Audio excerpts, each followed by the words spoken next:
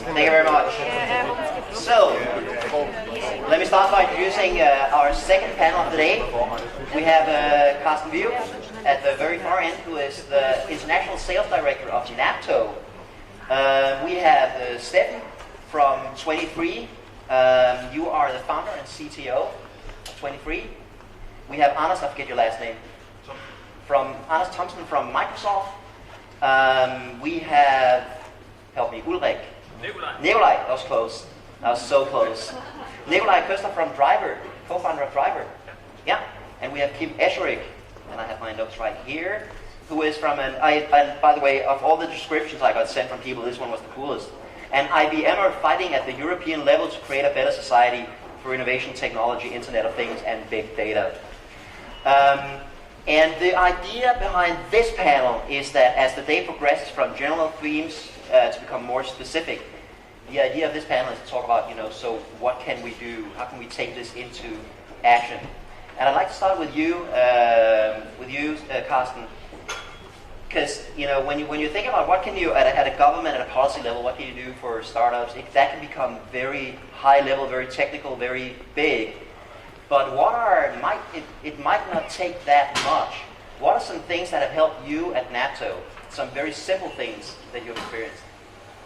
Well, I'm Carsten from NAPTO, and a short introduction of NAPTO. We do firewall penetration, meaning that if your dishwasher at home is defect, Miele can go online from their office in Gloucester, and they can fix your dishwasher or your washing machine, whatever, online. So that saves a lot of energy and diesel for service guys to get out there. I'm a very practical guy. I'm responsible for sales in NAPTO, and we have experienced a lot of positive things from the government.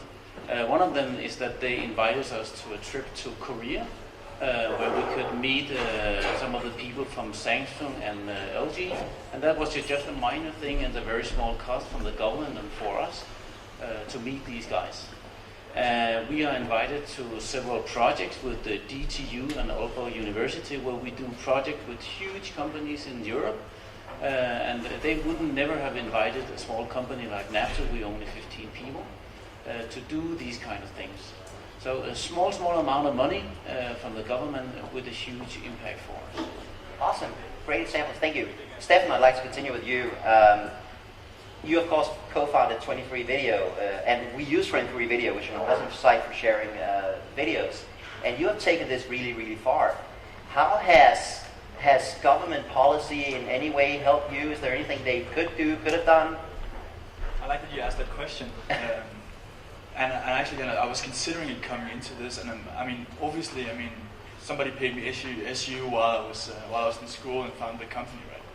But on a fundamental level, I'm actually pretty dubious about whether what we're doing now and whether whichever steps, founding a company, building it into a Nordic company, trying to build it into a global one, what role policy has had in that.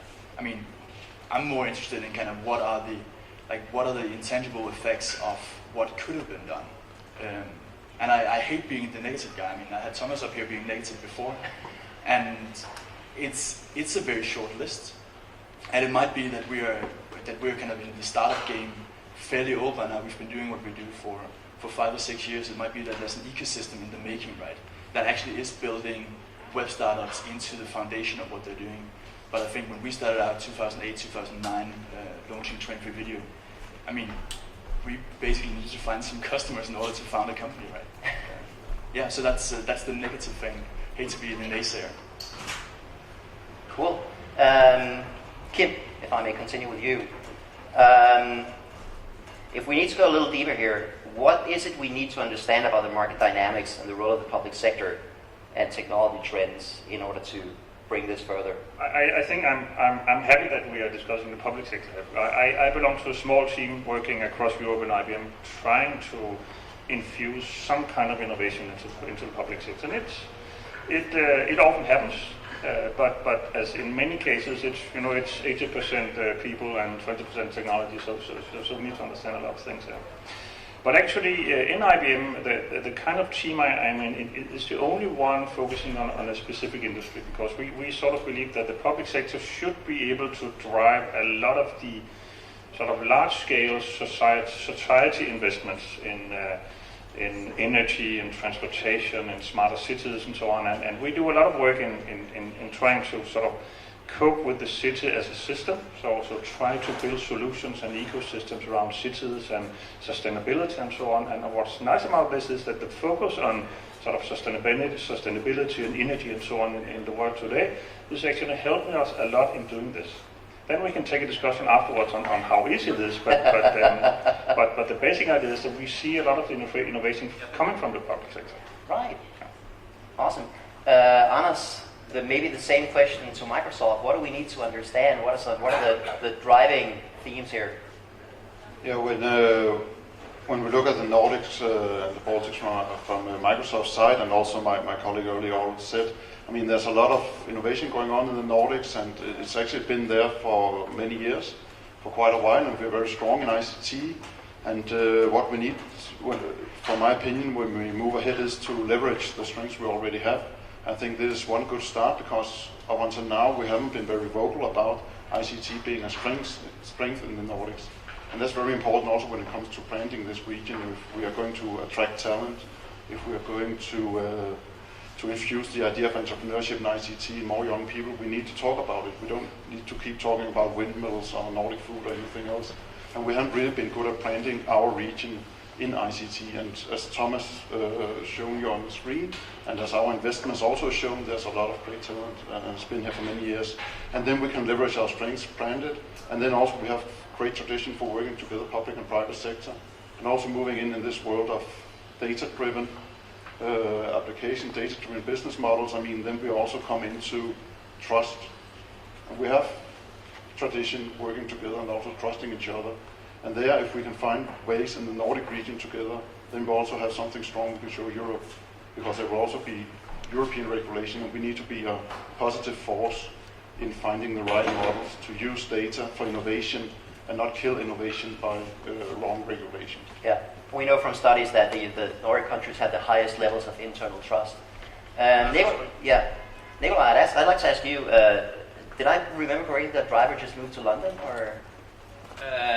No. No. Well, yes, we started an office or like an outpost office in London last year. Right. Actually, at Ringmaking Loft, there's one here in Copenhagen as well. Yeah. So yeah. Okay, cool. Because Helga Våge said earlier that Nordic startups are successful outside of the Nordic region. So I was wondering if you guys were an example of that, but you still have your main operations here? Yeah, main operations is here. We have a development office in Lithuania with our own people, and then we have two guys, or guy and a girl, in London, yeah. And has being Nordic helped you in any way in creating Driver? In here or being in London? Here, no, I think you created the company here. Uh-huh. Yeah. Has being Nordic made a difference to you guys? Could it? No, I don't think so. No.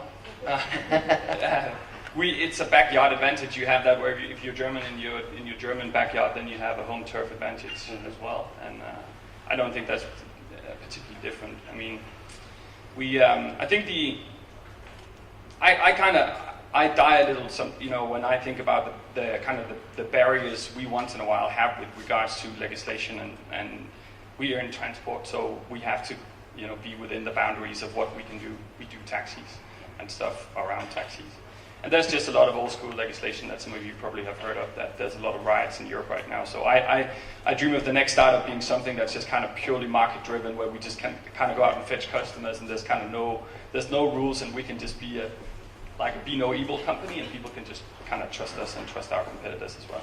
Anyway, what I want to say though is that I was trying to think about what help did we actually get. I think inherently startup companies should not need help. And they thrive in not needing help, and they thrive in actually just jumping out into a market and trying to do some great solutions and make people happy. Save cutaways and fat, and make things easier. But I will say actually we met some really good people in London, and especially the Danish embassy in London and the trade chamber in the Danish trade chamber in London has been really, really helpful. And it's simply just on a pure commercial level of doing introductions to potential customers, potential partners, and so on. Sort of similar to what I heard from NATO. Yeah. Thank you. I'd like to throw this question out to the whole panel, which is, so what can be done on a policy level? What can be done on a government level? I mean, Helga had the awesome image of curling, where, you know, the startup is the player, the stone, and the government is sweeping the way, making sure there are not too many bumps. What does help? What does work? What does make a difference? There's actually an interesting paradox. On one hand, we are a very sort of innovative spirit in the Nordics, and we talk about sort of the good culture and so on. But if I look globally on governmental organizations, we are actually not that good, I would say. We do some projects around sort of creating city operating systems, and we have approximately 200 implementations today, with none in the Nordics. And the reason is simple. It is that the political issues inside the organizations, where you sort of need to break down the barriers between all of the governmental departments and so on, that's extremely difficult to do that in a Nordic context. So what I experience when sort of the public sector tries to go in front, they are actually very good at sort of formulating the innovation perspective. We have seen some examples from Copenhagen opening up the open innovation platforms and so on, but we're not very good at paying for it. Right. So there's a layer of investments which are actually missing, and I'm not sure if that is actually caused by sort of the Danish, especially Denmark, the Danish political setup. So when you say, I would like to invest 1 billion Danish kroner in software infrastructure, you'll get the mic and saying, oh, okay, how many kindergartens are then going to close down? So we're a bit afraid of doing the investments, which is completely different from other cities in the world, especially China and some parts in the US. So investments is a need. Right. Same question. What can be done? What works at policy level? Yeah, I would refer back to my comment about also we need to look at regulation also at a European level. I mean, the digital single market, I'm no expert in the taxi business, but I bet you said there's a lot of regulation, and I bet it's not the same from European country to European country. And I mean, if you start up in the US, there's a lot of the regulation that is there already. It's one market. And there we're still struggling to get a digital single market in Europe to really grow and make it easy. And there, again, we could be a positive force in the Nordic and Baltics if we work together to push EU even harder and quicker in that direction. Cool. Yeah, so the whole kind of policy changes and stuff like that, it seems like it's asking the wrong question somewhat. It's kind of, what is, I mean, Thomas hinted at this ecosystem, right? And I think, like, as the startup guys, make a list of the top 10 things that help you along the way to being where you are. I mean, top of my list is probably kind of open source, sharing communities, conferences, people being open. I mean, all of these things are fairly simple, and the question here is, if we start out with this problem being a policy thing and a regulation thing, I mean, if I was in the taxi business, yes, I mean, regulation becomes pretty important because that's all about entrenched interests. But if we start out with the question being kind of how can we work within the current framework and kind of tweak it and make it slightly better, then we're not really opening ourselves up to what actually could make an impact. So I think that's an interesting question, figuring out with budgets being big enough, with enough people working in the public sector, with enough will and enough kind of like incentives being in place to actually involve and start up ecology. How do you tag into emulating open source, emulating sharing, emulating all of this stuff? I mean, if there's 15 billion euro being spent this year on public sector IT, I mean, I'm seeing none of the code, I'm seeing none of the operation standards that's being put into building a better sense of how we scale up our businesses. I'm seeing none of the willingness to share failure. I'm seeing none of the willingness to actually open up for, I mean, all the stuff that's working. I mean, all the stuff that's working to bring startups closer together.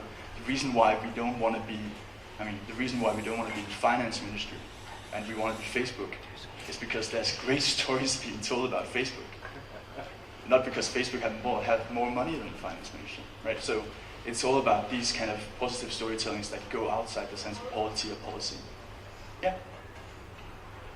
I would like to make a small comment on Nikolai's.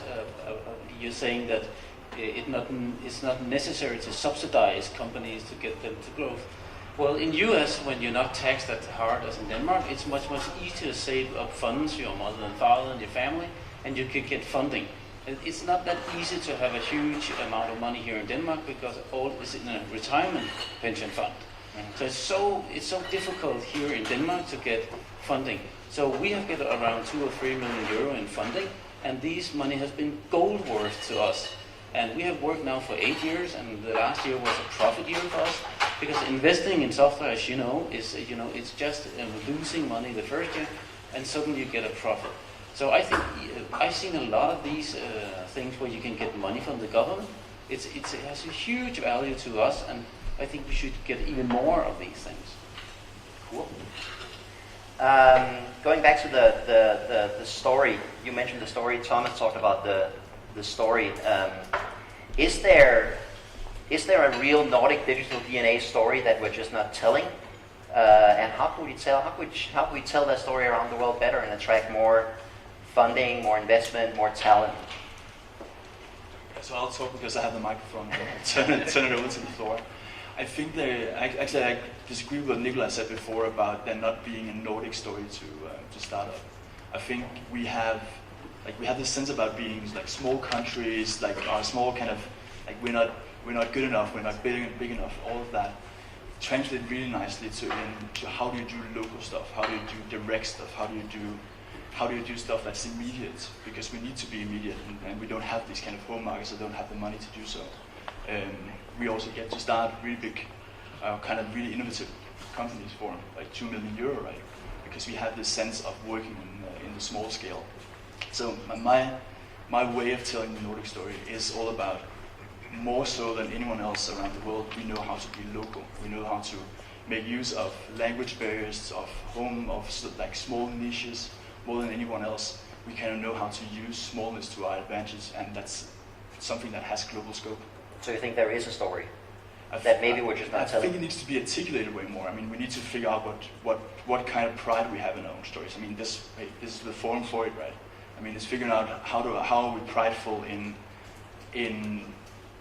the potential of what small can become when it becomes global.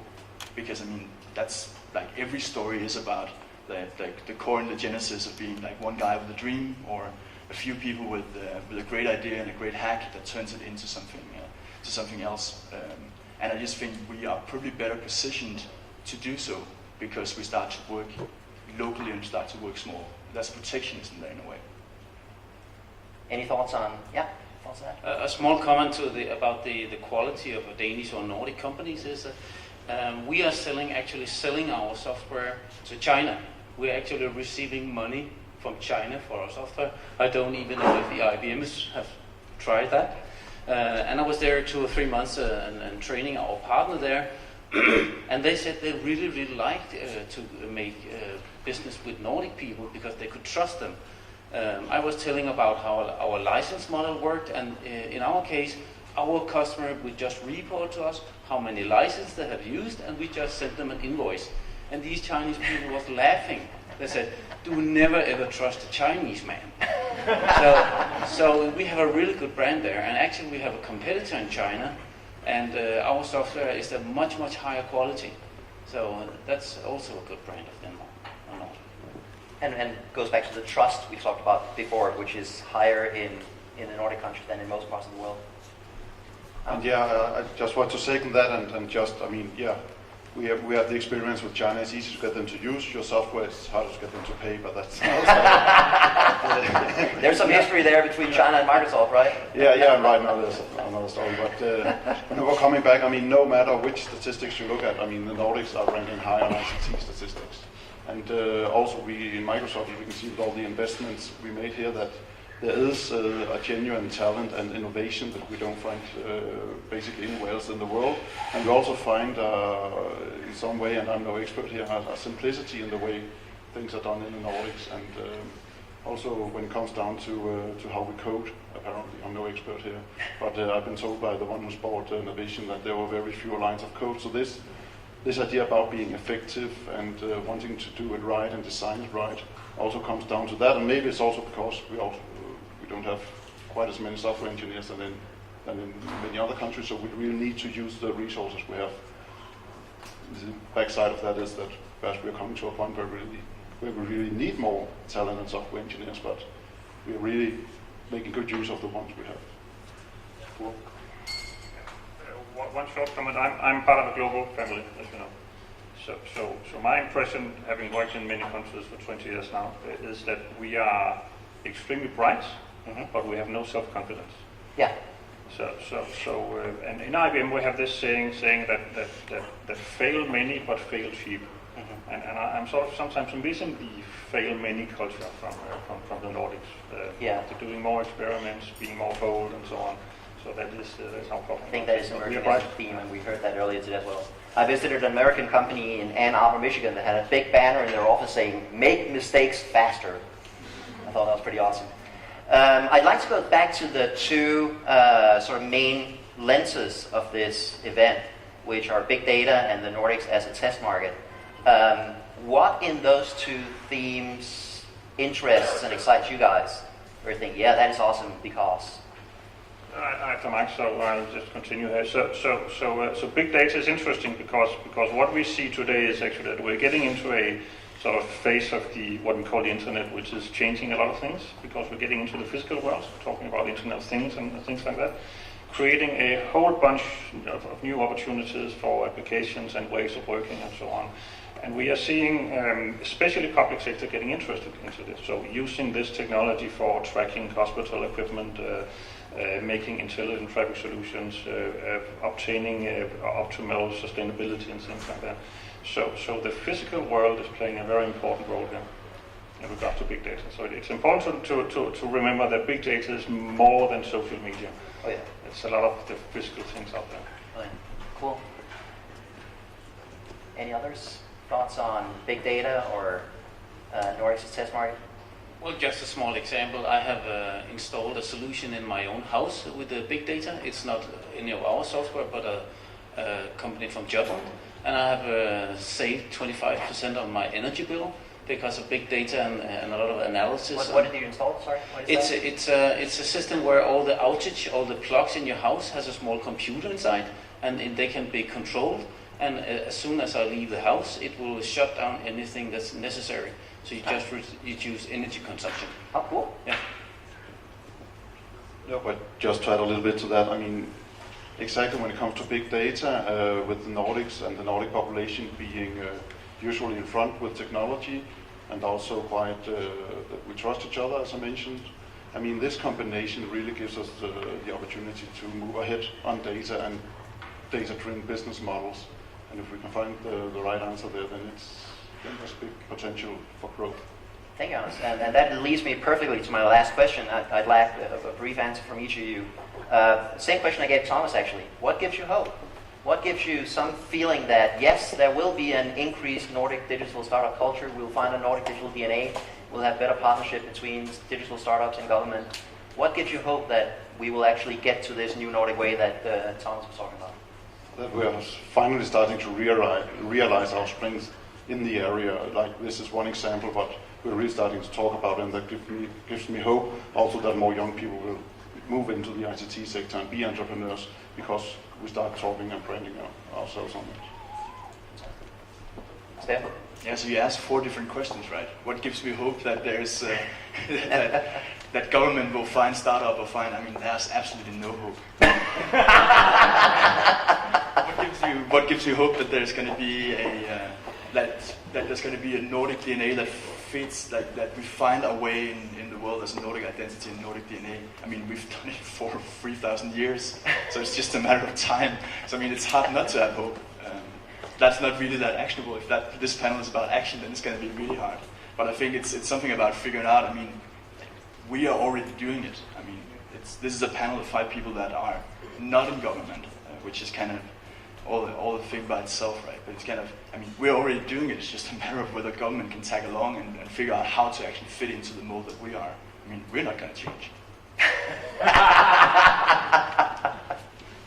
I have traveled to US and Asia and a lot of Germany, and I see how far that the Nordic countries is with this kind of solution. You will be amazed how far we're just comparison with Germany. So that gives me a lot of hope and optimism. Fantastic. Nikolai, any hope? Yeah, no, I actually do have a lot of hope. I think we've been in the challenge. We've done, I don't know what it is, 4 rounds or something, and all the rounds raising money have been from business angels. And it's very true that the business angels pond is very, very small in the Nordics compared to US and so on. But I'm still very hopeful that, in the sense that we've actually succeeded not to raise a lot of money, but we've raised enough money to get to a stage where we are right now, which is a good case right now. But I also want to say, just a simple social system that we have. Just for me personally, I'm never afraid that we crack and bust. I'm in a country where I will always be able to find a job, hopefully, or if I'm suddenly my brain melts down, I can also get some kind of funding from the government. So I'm very hopeful in the sense that every single day I see new young people starting up companies. In our office out on Nørrebro, we have too much space right now, so we're renting out for very, very little money office space to 2 young startups, and they're just kind of moving very naively forward, which is really great to see. So I see that. I'm probably seeing it because we're a startup ourselves, but it seems as though there's a good layer. What's the new? Is it called Startup Village? The Founders House thing? Yeah, amazing initiative as well. So hope the state pumps some money into that. Fantastic. Yeah. And finally, Kim, last word here. What gives you hope? Yeah. So if we look at the history of innovation through the history, we normally describe this through so-called conducive curves, which is sort of saying we will get into some years of growth and so on, facilitated by a technical innovation. Okay, we're getting into the 6th one now, and the difference between the 5 ones which became first and the 6th one is that the 6th one is based on one thing: it's green. It's based on sustainability and the wish for creating a greener and better world. It's not about creating railways or steel industry or things like that. So I actually believe that hope is green, because the Nordic countries focus on being green, and green technology and so on will facilitate a lot of innovation and new companies in this space, facilitated by big data, Internet of Things, and so on. Fantastic. Thank you so much. Please, a big round of applause for our panel.